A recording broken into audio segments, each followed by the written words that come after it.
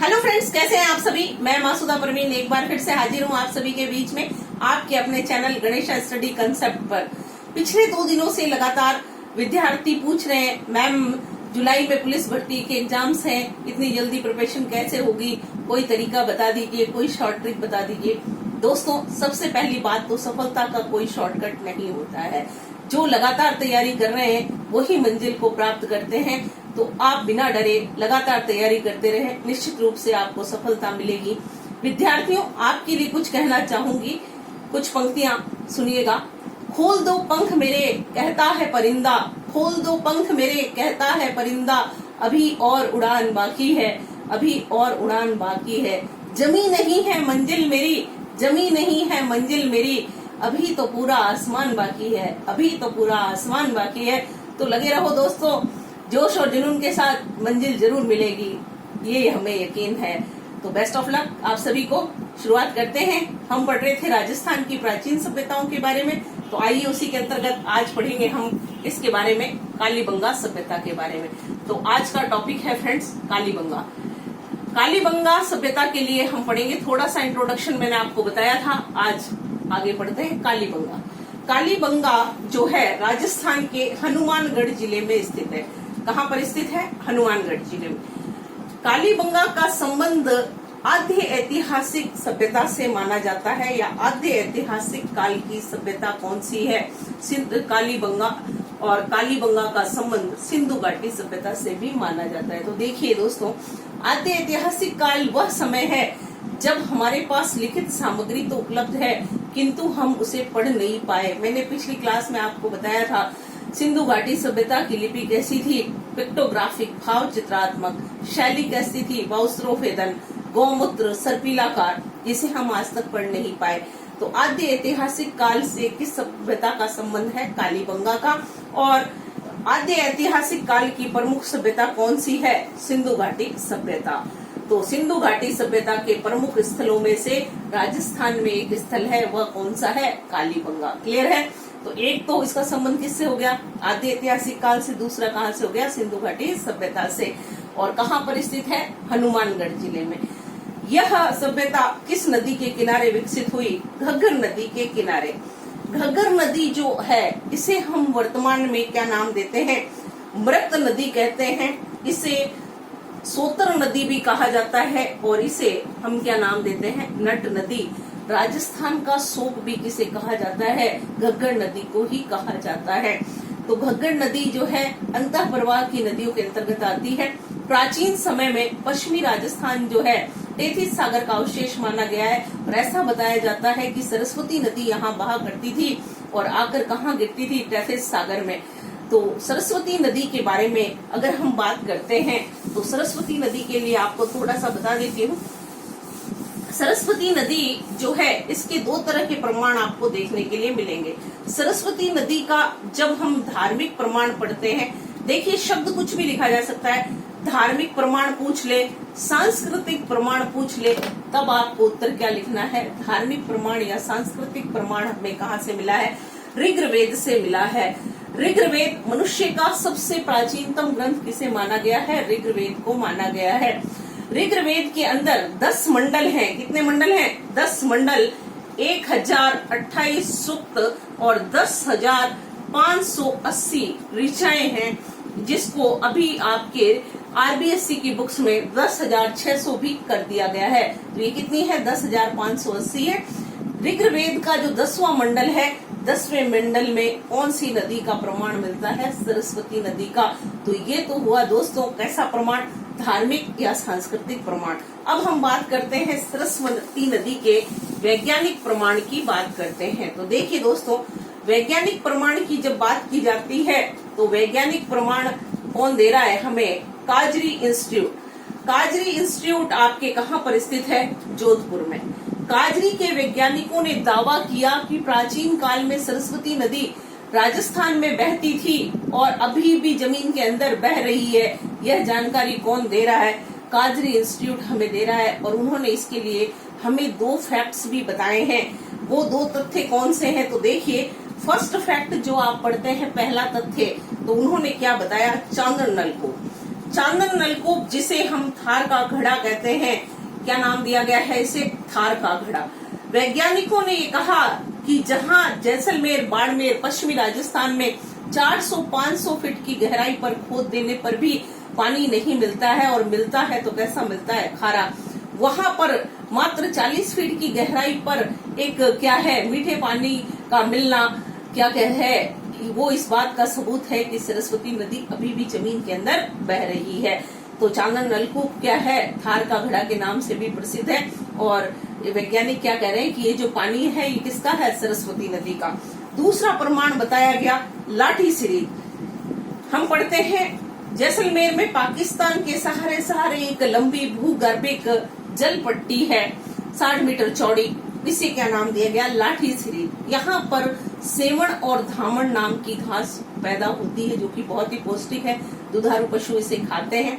सोचिए, जहाँ पे बारिश नहीं है, फसलें नहीं होती, थोड़ी सी बारिश होने पर इतनी पौष्टिक घास का उगना भी इस बात की ओर संकेत कर रहा है कि यहाँ जमीन के अंदर पानी है, और वो पानी कौन सी नदी का है? सरस्वती नदी का है। वैज्ञानिक रिसर्च कर रहे हैं, आने वाले समय में इस नदी का रास्ता ढूंढ लें और ये शायद वापस जमीन पर हमें दिखाई दे। क्लियर है? तो ये है लाठी सिरीज और ये है आपके चांदन नलकूप। लाठी सिरीज का प्रश्न दोस्तों आरएस में पूछा गया, लाठी सिरीज क्या है? तो आपको लिखना एक भूगर्भिक जल पट्टी है। क्लियर? अब ये तो हो गया आपके कालीबंगा के बारे में। कालीबंगा राजस्थान के हनुमानगढ़ जिले में कहाँ पर है? घग्गर नदी के किनारे स्थित है। अब बात आती है कालीबंगा के बारे में हमें जानकारी किसने दी? तो कालीबंगा के बारे में सबसे पहले हमें जानकारी दी थी टेसीटोरी नाम का एक व्यक्ति था, एलपी टेसीटोरी, जिससे आप कहते हैं। टेसीटोरी ने हमें इसके बारे में सबसे पहले जानकारी दी थी। फिर लोग भूल गए, फिर उसके बाद इसका पुनरावलोकन किया गया, और पुनरावलोकन के बाद जानकारी किसने दी है? ए घोष, ए फॉर अमलानंद घोष। अमलानंद घोष ने 1952 ईस्वी में हमें कालीबंगा के बारे में जानकारी दी थी। और उसके बाद अगला जो आता है, उत्खनन कार्य किसने करवाया? उत्खनन का मतलब होता है खुदाई। खुदाई का काम किसने करवाया? तो 1961-62 से लगाकर 1969 तक, 1969 तक इसकी खुदाई का काम करते हैं बी लाल, ब्रजवासी लाल। बी भी लिखा हुआ मिल जाएगा आपको, बी फॉर वासी, ब्रजवासी भी लिखा हुआ, वासी भी लिखा हुआ है, बी लाल। एंड कौन है? बी के थापर, बाल कृष्ण थापर ने क्या किया है?